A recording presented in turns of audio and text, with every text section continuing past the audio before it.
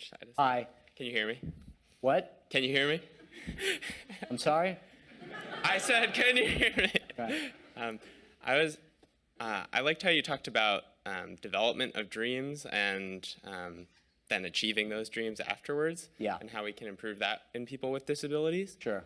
My question is, specifically with people with cognitive disabilities, how do we make sure that they're able to develop dreams? And I know it's interperson specific, but how can we as a community and a country improve that dream development and allowing them to achieve dreams as well? Love this question because this is why I'm so passionate about children, right? Because I see there's a lot of institutions, programs across the country, and they bring their parents, or the parents bring their kids, right, who have a different ability, right? They're not mainstream.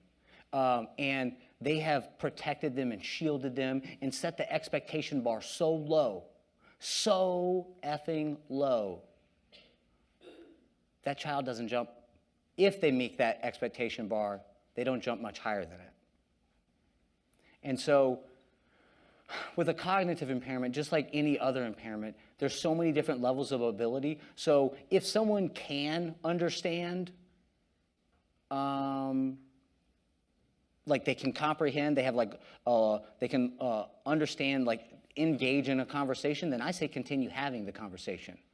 But I also know this, is that when I was in a coma, right, they didn't know if I was going to walk.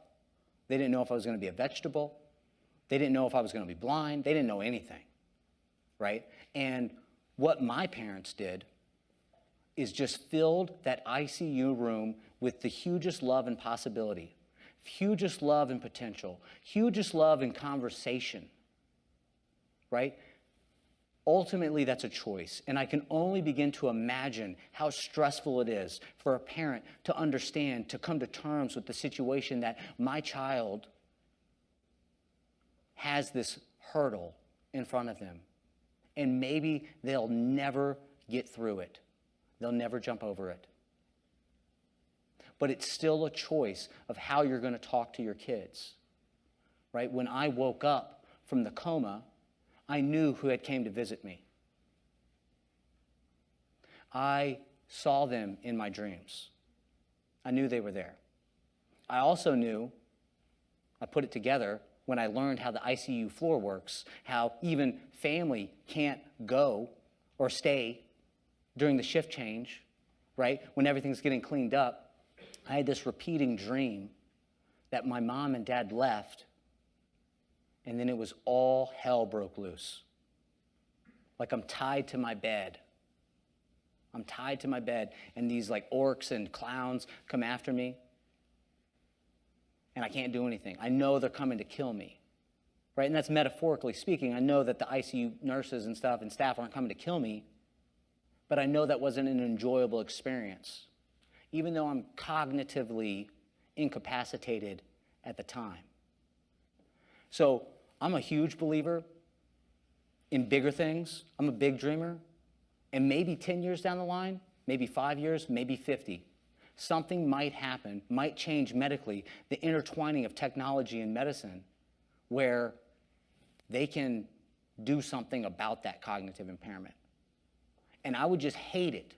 I would hate it from the bottom. My heart aches to think that a parent might make the choice to treat their child like they're two, only because, or even less than, because just right now, it's so difficult. They can't understand right now. At least they're not able to articulate or communicate or convey their understanding at some deep level. I feel like we can, even when we're checked out. And so I would send that message of encouragement, of belief, and I would try to share that perspective, make that paradigm shift for that parent.